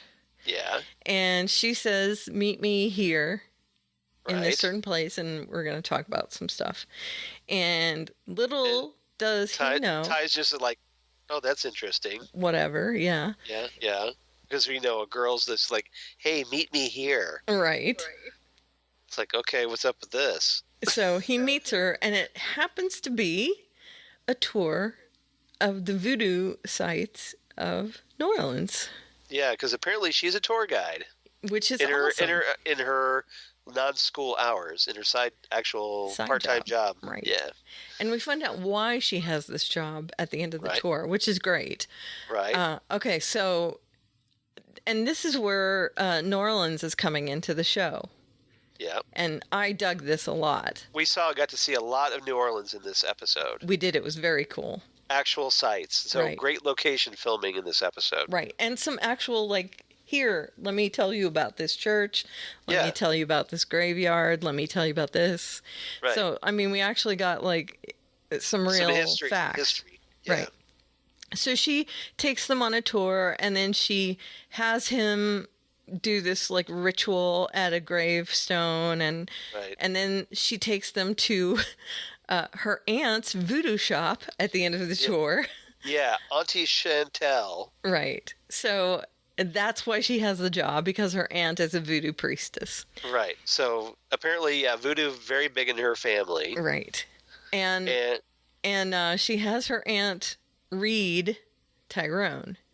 Yeah. And now keep in mind though, Auntie Chantel keeps a bunch of like voodoo fetishes on a mantelpiece. Right. In her Some of living them room. older than New Orleans. Right. And she's like, don't touch those. Yeah. Some of them older than the city, she says. Yeah. Yeah. And when she reads Ty, she gets a Joker card in the, what is it? Yeah, because she doesn't use standard tarot. Right. She uses a regular deck. A regular 52 playing card deck. Right. Standard deck. And she gets it both in the fear and the hope slot. Right. Yeah, she's just like, girl, I don't know about this guy. Yeah, you need to take a bath. Yeah. And so she gives him this jug of stuff to put in the bath, and also a list of things. And I love this. And he's like, where can I find all this stuff? There's a store you can go to. And she sends him to Whole Foods, which I loved. Which was hilarious. Right? Yeah, that was hilarious. And it's very sly, too, because they don't just come out and say Whole Foods. Just we see Ty carrying a Whole Foods bag. Right. With some of the ingredients sticking out. It's very sly. Yeah, it was great. Like, it was a good laugh. Right. And so he goes to take the bath. And this is when it like cuts and we get taken back into the woods and we see the car accident again. Yeah. Can we talk about how Tyrone is just like really trusting? Super trusting. Like he's just like, okay, girl I just met who's apparently into voodoo. He didn't just meet her; they know each other from school. But yeah, I know. But you know about that. I know. Got to girl that I just realized is into voodoo. Right, and yeah. Although it doesn't seem like it would really harm anything to like get into a bath with this stuff. I mean, yeah. At the very worst, you'd be clean. Like, yeah, but it just seems like like, okay, all right, you want me to like take a bath with this voodoo stuff? Yeah. Okay, I guess I will. He goes along with it. Yeah. Because he's kind of interested in the girl. So get naked with the girl in a tub. Guys do stupid things. They sure do to impress a girl. So yeah, that's true. Yeah. That's what we do. Yeah. So he gets all the ingredients and he gets in the tub with the chick and all the stuff and all that. Well, he doesn't get in the tub with her. Oh, well, she's in the bathroom with him. Well, yeah, because she's just like, get undressed and, get in the tub. Right. And so he just kind of like, she turns her head. Right. He waits for her to turn her head. And she's like, ugh, seriously? Yeah. Yeah. So she was hoping to check some. I think she was hoping to check out the goods. Check out Little Cloak. Little Cloak. Mini Cloak. Mini Cloak. I wonder if he's cloaked or uncloaked. So anyway, it cuts again. Engage cloaking device. It cuts again to the forest. Hold on, I gotta do this. It cuts again to the forest, and we see the accident again. And this time we see it from her perspective. And she ends up going, first of all, she gets to a place out in the woods, and she wipes the car, and she throws the keys away, and then she gets on a bus.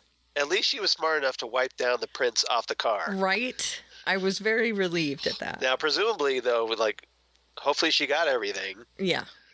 But... Well, it doesn't matter because the guy's not dead anyway. I know, but still, they could trace the car that she stole the car. She stole the car, right? Yeah, that's what I'm saying. So, yeah. And then she gets on a bus, and she has a little bit of a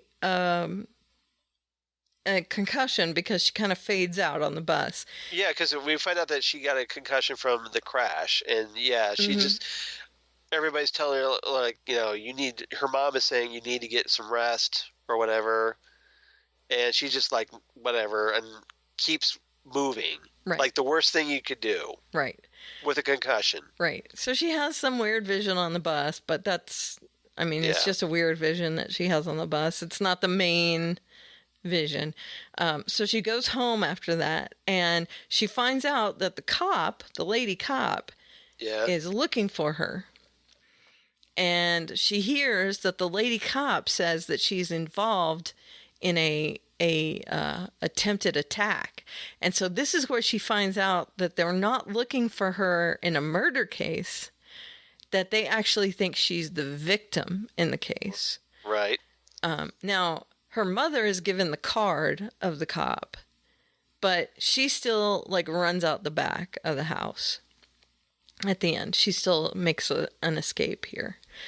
Now, through her concussion and through his little bath, they're both thrown into this vision quest thing, right? Right. Or is this where she gets on the bus? This is where she gets on the bus. Sorry. Yeah. So this is where she gets on the bus. And she kind of passes out, and she has this vision where... Like she wakes up and the bus is completely empty. Right. And she walks out, and she's in the forest, like, looking at the... What is her vision? Is hers the one where her dad's in the glass case? No, hers is the one where she's in the basketball court. Well, we see that, she walks into an office where, little Tyrone is, a bunch of crumpled up checks written to him from Billy. Right. Right, she sees that. Right. And then she sees, that was, the second division. Right. She sees, him playing on a basketball court. Right. With his brothers playing, and she sees how he's regretting that his brother went on that run to get the radio that day. And then she sees how on the tour he heard a story about these two guys, that the two brothers had a duel during a hurricane, and one of them sacrificed themselves so the other brother wouldn't die, and the hurricane stopped. So he's in this white kind of colonial outfit, and he picks up a gun, and it's like he's going to duel, but he's shooting the cop. And then these other cops come out of the woods, and they're banging these riot gear things. Right. And then he picks up a knife, and he goes to do it again, and the cops come out of the woods banging on the riot gear. Yeah, and she obviously she's trying to warn him that, look, you can't just keep doing the same thing. Right. It's not going to work. She keeps telling him, don't do the same thing. And his parents are dying every time, and all that. He picks up rope, and each time he does it. And then one time she pulls out her light dagger and sets it on the table. And when he picks it up, it turns into handcuffs. And when he goes after the cop with the handcuffs, he runs away, and it breaks the spell. Yes. So that's the end of her vision. And then she learns from that. She goes and gets the card from her mother and calls the cop, who meanwhile has been kind of blackmailed by the bad cop. Yeah, this is Detective O'Reilly. Thank you, O'Reilly. You're welcome. Who's been good Irish name, Bridget O'Reilly. Bridget O'Reilly, who's been blackmailed by Connors. Now, the corrupt, shady Connors. Right, yeah. Told to drop the case. Yeah. In the meantime, so she calls O'Reilly and says, "I'm ready to help with this case." And O'Reilly says, "I can't help you." So now she's feeling betrayed by this cop. Yeah. Right, because apparently they framed this homeless person as the guy who attacked Rick. Who attacked Rick, right. Yeah. Right. And it was so that he wouldn't be implicated in Tandy's attempted rape. Correct. Yeah. And that's Connors and Rick, I guess, colluded on that because of the rich dad or whatever. Yeah, exactly. Whatever connections. Right. He had. He pulled some strings. And of course it's because O'Reilly went and confronted him about it, so he had time to regroup and get with Connors and pay him under the table. Okay, so now on to Ty's vision, who he has a vision where he goes up on this rooftop and he sees a ballerina and he hears the name Tandy. So he sees that Tandy's his ballerina, and he sees that there's a spark on the roof in the water, and he tries to protect her like a cloak. Right. On the roof from a spark in the water. And then they move to a forest where the grown-up Tandy, the teenage Tandy, is looking into this glass box where her father is being drowned in a chair by these other businessmen with like right. a He's pitcher being like of water. waterboarded. Waterboarded, yeah. Yeah. And she keeps running away every time she sees it. And she can't run away. She keeps being pulled back. And then she gets stuck in mud. Right. And so every time she tries to run away, she gets brought back, and then they pour the water again. And she runs away, and then they pour the water. And then he puts his hand out, and when he puts his hand out, this like smoke cloak comes out, and the darkness comes out and kind of envelops her and brings her in, and then she gets her little light dagger again, right, and presses it into the wall of the box, and the glass, and she just like right cuts out and it ends that. Right. I guess vision. It's Ty's vision as well. Yeah. So then they are the remedy for each other's vision. Right, essentially. Yeah, they essentially are able to affect the other to snap them out of that cycle that they're stuck in. Right. But he does see her church at the end of that vision. Yeah. Where he sees her. She's doing communion. A young Tandy. This is young Tandy. Poisoning communion or something. Yeah. So she gives all these her attackers like communion wafers, and they keel over immediately after taking the wafer and die. Right. So that's important in that he recognizes that church, and the last scene of the episode is him going to the church and finding her. Right. And he says, we need to talk. Right. So that infamous "we need to talk" as we talk. Right.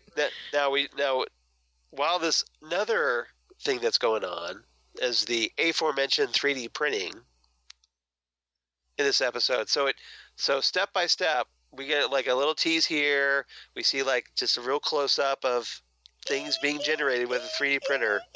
Yeah. Yeah. Just I mean, I saw the result of it at the end. Yeah. Yeah. So at the end of the episode, we find that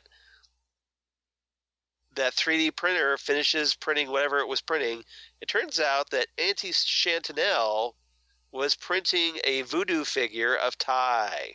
Now, do you think she knew that's what it was printing? Or do you think she was like printing something and... I totally figured that's what she was deliberately printing. Deliberately printing Ty. Yeah, that she got a bad vibe off of Ty, and she's like, okay, well, my niece is involved with this guy. So I'm going to create a voodoo fetish so that I can use it against him if necessary. Okay. So that's one of those things, that she's. So it's kind of interesting that she's updated voodoo technology to using 3D printers. Yeah. It's very cool. So, hey, welcome to the 21st century voodoo. Yeah. I thought it was really neat to see.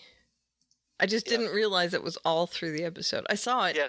The ending of it, but because they just teased it throughout, and then just at the end you get the revelation of what was being created. You saw her like take all those stray particles off the outside of the figure. Yeah, she just kind of broke it off that just to get to the figure underneath. Right. Yeah. Yeah, that was weird. And of course he lays one on Elvira. Yep. As well. You mean Evita? Evita, sorry. Elvira. Why did I say Elvira? Where did that come from? I don't know. It's close. It's close. Ends in an A. Yeah, that's cool. So Ty and Evita. Yeah, he totally makes his move. Yeah. On her, and this is So then this is like she Evita reveals that she made a wish at the tomb of Marie Laveau. Mm-hmm. And during the tour earlier. Right. So Ty's like, "Oh, you made a wish, huh?" And then, "Oh yeah." Yeah, big smackaroos. They're teenagers. I know. No porn music. Yeah. But we want Cloak and Dagger to get together, right? I mean, ultimately. I don't think they're going to be they're not a romantic couple in the comics. They're not? No, generally. They're just kind of like, they have this bond. Okay. But, I mean, this show will probably, get them involved. I'll be surprised if it doesn't. Okay. Yeah. Because what I'm seeing right up, the way I'm kind of seeing how things are going to play out is that Ty is obviously going to try to connect with Tandy. Right. And you've got Evita going, okay, what are you doing with White Girl? Right. And I thought you were supposed to be my guy. Right. And then she's going to go tell her Auntie Chantel. Uh-huh. And Auntie Chantel's going to break out that voodoo figure. Right. And use it on Ty. Right. And we still have what's her name? Or what's his name? The other, Theo or whatever his name is. Theo? Liam. Liam. Oh, yeah. Tandy's boyfriend. Right. Right. Thank you. That still hasn't been resolved yet. Yeah, but this is how I see the whole Evita storyline playing out. Right. Yeah, so we'll see if I'm right. There's going to have to be some resolution there. You don't generally make a voodoo figure of somebody and not use it. No, there's going to have to be some usage there. Yeah, pretty much. I agree. Okay. All right. So, what was your rating? I love this show. I love it. And I am not one for the dream sequence thing. Are you all in? Yeah. But I loved the use of this dream sequence because it really told you a lot about these two characters, and it also informed you as to where they were going with them. It impacted their real lives as well. It made her call the cop, and it also told him where Tandy was living. Okay. So I like that it bled into their real lives. Pardon me. So I gave it 9 Whole Foods bags. What did you give it? Well, I give it 8.5 3D printed voodoo fetishes for obvious reasons. Yeah. I'm still a little frustrated with the show. It's taken 3 episodes to finally get to the point where it's like, hey, we need to talk about this. Well, still. I know, but they didn't know each other. Still, I would think that, Oh, excuse me. That moment in the graveyard, they could have kind of tried to start to get to know each other. But the way they've written Tandy is that, she's just completely shut down socially. Yeah. She doesn't want to do anything to do with anybody, really. Right. Not even her boyfriend, as it turns out from her vision. So I understand that, but it's just kind of been frustrating. It's like, well, you've only got 10 episodes this season, and you've spent 3 of them still kind of not really having them interact. Dicking around. Yeah. Yeah, dicking around a little bit. But it was good dicking around. It was good. I mean, it was well told. Yeah. So, which is why I gave it a high rating, I'm okay 8.5. So, I like this show a lot. Yeah, so I want to see I think it's going to pick up now that hopefully we'll finally see them interacting more. I think they're at a good place. Yeah, we'll see. So. All right. So, do we have some Justina feedback? We do, and I think you'll be really pleased with it. I'm sure I will be. I always am. I know, but I think you'll be super pleased with it. I'll be super pleased. Mm-hmm. Ooh. Hi, Karen and Charles. That's how you do it. That's how you do a penultimate episode. It was amazing. Completely amazing. My favorite part was the memory ritual between Jean and Myrn, and the fact that Myrn said he wanted to help out, even if it sacrificed his own life, because Earth is his son's home. That was a nice callback, using the portal that was from the beginning of the season that we used to get off Slaver's Moon to escape from Argo. I wonder if Kara's mom will stay with us now, here on Earth 38, to help keep National City safe. If not, it'll be nice to have her help in the short term, because there are so many bad guys to fight. What am I hoping for the finale? Extra Legionnaires. Brainy put a tracker in that dirt to monitor the DEO, so I hope he's watching and calculates that things will go much more successfully if some extra Legionnaires get involved. This episode gets 10 out of 10 toys Alex has to help her in the fight. So I've watched all 3 episodes of Cloak and Dagger, and I think I'm going to keep it. I'm still really confused, which is normal for a new show, to figure out the rules of the universe and the rules of the superpowers. Do you have any extra information about the Cloak and Dagger comics? I've heard a lot of complaints about this show being too teenage dramatic, but I watch so much CW that I'm uniquely qualified to deal with this style of drama. And I tend to like Freeform shows, so I'm going to continue on with it. Also watched a few more episodes of Krypton as I attempt to catch up, and I'm still really loving it. Oh, I forgot to grade. 3 episodes of Cloak and Dagger altogether get 8 out of 10 twists of fate. And Krypton gets 9 out of 10 Brainiac reveals. Have a super week. Wow. Okay, I guess I was. Yeah, that's awesome. That credit to Justina there for checking out Krypton and checking out Cloak and Dagger. Yeah, I was really happy that she watched Cloak and Dagger. I am too, because we thought it would be up her alley. Yeah, definitely. So, and what should she read? Is there something she should read? Just to give a little background, Justina, from the comics. So Cloak and Dagger, they essentially made their debut in a comic called Peter Parker, the Spectacular Spider-Man. And what they were 2 runaways that ended up getting involved with this kind of mafia group called the Magia, who were doing like drug experiments, and they're given these experimental drugs which trigger their powers, which is how they get them. Right. So obviously they've taken some liberties, just kind of like you would on a CW show, right, with the origins. I like this origin though. And so they've gotten away from the Runaways aspect of it, because hey, we already have a comic book show called Runaways. Right. So they've approaching the characters very differently from the comics, but it works rather well, in my opinion. Yeah. So what I would do, if there's some Cloak and Dagger comics, what I would recommend is like, if you want to learn like about these characters like Father Delgado or Bridget O'Reilly, I would check out the earliest Cloak and Dagger miniseries. I think it was like 1982, by Bill Mantlo and Rick Leonardi. And the follow-up Cloak and Dagger comic that lasted for like, I want to say 10 issues, which was like they had originally a miniseries and then they got a full-fledged series, but it only lasted like 10 issues or so. And then that's the earliest stuff. So a mini and a maxi. Yeah, pretty much. And then, various Cloak and Dagger appearances along the way. So if you have like Comixology, if you want to download some digital comics, you can do a search for Cloak and Dagger and hopefully find some stuff. Cool. So yeah, I'd say probably the mini and the maxi would do. The earliest stuff, seems to be like the most relevant here.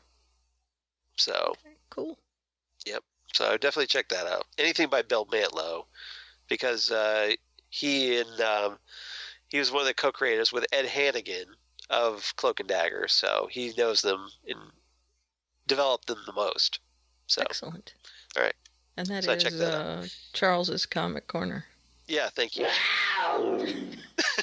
It's usually Cougar's Comic Corner. So. Oh, okay. All right. That's why I use the sound effect. Okay. That's my little bit on Made of Steel. Got It's it. Cougar's Okay. Comic Corner. So thanks, Justina, for once again sending some feedback. We always love to hear from you. That's right. And if you would like to send us your feedback, you can do that at fandomzonecast@gmail.com. At the Gmail. That's right. Or on Facebook at facebook.com/Fandom Zone Podcast, or you can just search for Fandom Zone Podcast on Facebook. Yeah, we're the only Fandom Zone podcast. We Go are. figure. That's right. Because I looked before we created it. Right. Or you can listen and subscribe to us in Apple Podcasts and leave us a review there. We are on the Twitter machine at Fandom Zone Cast there. Yeah. I personally am on the Twitter machine at Aleveria, ALEVERIA. Right. And there's a link in my bio to my blog, at which you can find all my other links. Very cool. And of course, I'm at Charles Skaggs on the Twitter machine, at Charles Skaggs on the Instagram, Google Plus for all you crazy kids with the Google Plus, Facebook, of course, at Charles Skaggs, and my blog of geeky things. Damn good coffee. And hot. Damn good coffee and hot, where I talk about all the comic book shows that we talk about here on the Phantom Zone podcast and more. And more. And then, of course, my other podcast they do for Southgate Media Group, Titan Talk, the Titans podcast they do with Jesse Jackson, Ghostwood, the Twin Peaks podcast they do with Zan Sprouse. Going to be recording a new episode of that tomorrow. And the award-winning Next Stop Everywhere, the Doctor Who podcast, just because I like to say award-winning.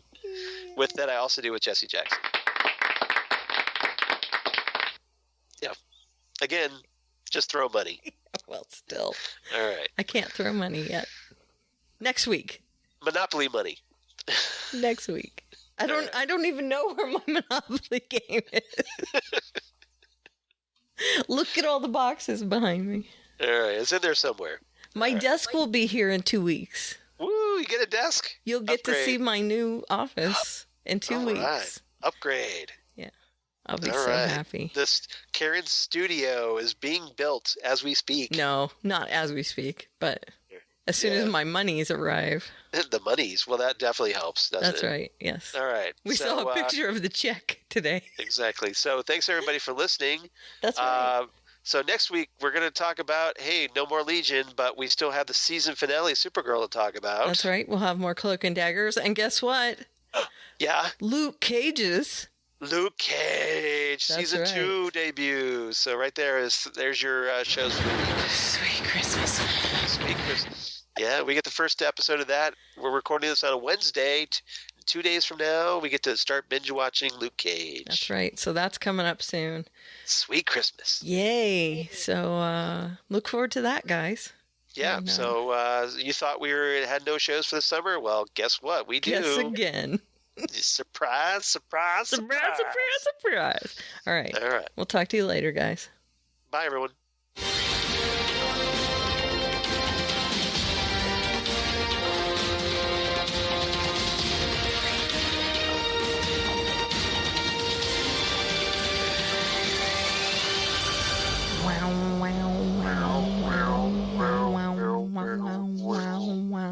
Come out of the darkness Elvira. into the light. Elvira. Come back from the Don't darkness. cry for me, Argentina.